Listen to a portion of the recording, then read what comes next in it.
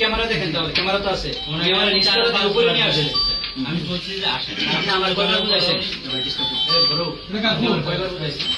আমাকে একবার বুঝাইছেন, আমার একবার বুঝাইছেন না, আমার একবার বুঝাইছেন।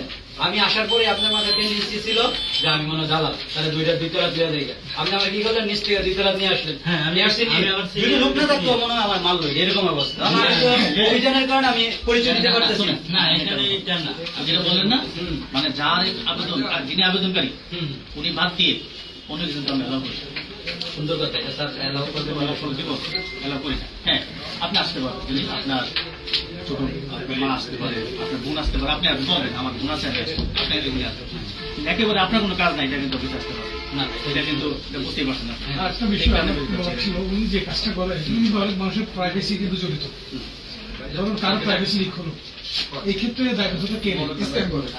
কিন্তু অনেক প্রাইভেট কথা বলতে আমি আমার যত গুরুত্বপূর্ণ তথ্য দিতে গেলে আমি ভেরিফাই করি। আচ্ছা, তাহলে আমরা প্রাথমিক নিয়ে কথা বলি, সবগুলো আমার দরকার নেই, আমরা অন্যান্য বিষয়ে আলাদা করে চিন্তা করবো। আচ্ছা, এখানে হচ্ছে একটা কমন অভিযোগ আছে, সেটা হচ্ছে যে আপনাদের এখানে দালালের মাধ্যমে আসলে ওই সমস্ত আবেদনের মধ্যে একটা বিশেষ শান্তিতে কোড থাকে, এবং ওগুলোকে আপনারা ওই গ্রাহকরা হচ্ছে বিনা হয়রানিতে সুন্দর পাসপোর্টটা পেয়ে যায়। যারা নিজেরা আবেদন করে নিয়ে আসে তারা হয়রানি শিকার হয়। আমরা তো অলরেডি একটা এটা নিয়ে অনেক এক্সপ্লেন করলাম দীর্ঘ সময় ধরে। আমরা পরবর্তী আছে ইয়ে করলাম, আমরা বেশ কিছু কর্মে আমার সহকর্মীরা হচ্ছে যে বিভিন্ন রকম রেফারেন্স পাচ্ছে, যে রেফারেন্স আসছে। এখানে একটা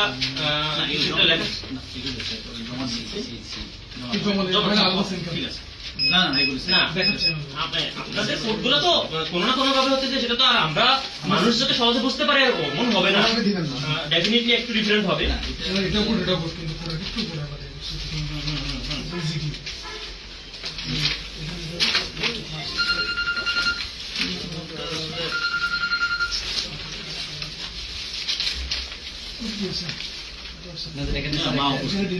ভিআইপি এবং প্রতিবন্ধীদের জন্য একটা রুম আছে না?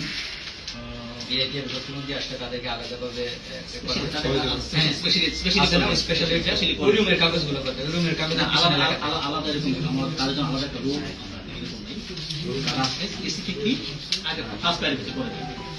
এটা একেবারে এই জমা থেকে শুরু করে ডেলিভারি ফার্স্ট সার্ভিস দিয়ে আলাদা একটা রুমে নিয়ে কুইক সার্ভিস দেয়।